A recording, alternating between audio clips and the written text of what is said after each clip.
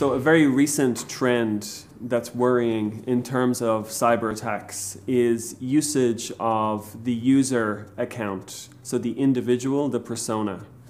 Traditionally, attacks would focus on machines, so they would infect a host in an environment, which in turn would infect other hosts.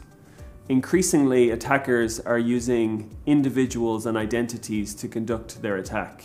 This means that they hijack user accounts and then they effectively masquerade as that user and they inherit the permissions of that user.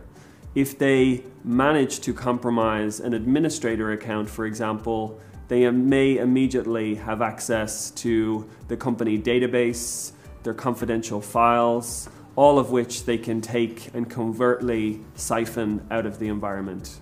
Tracking suspicious user activity is absolutely a challenge that's very real for almost all organizations today.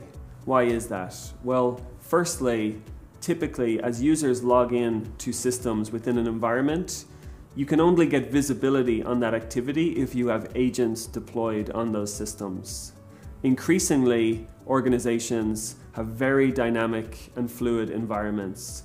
It's very difficult for security teams and IT teams to know exactly which machines are connected at any given time and if they're running the right agents to get visibility.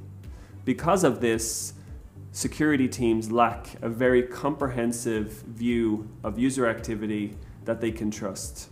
Corvil is leveraging wire data to achieve this visibility.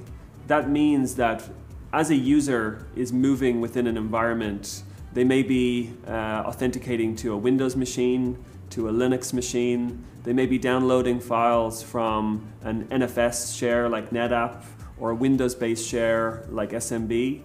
They may be running SQL queries against Microsoft databases or Oracle.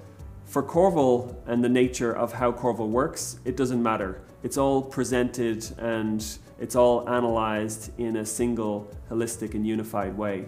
And that's very powerful rather than having to deal with all those disparate systems in different ways.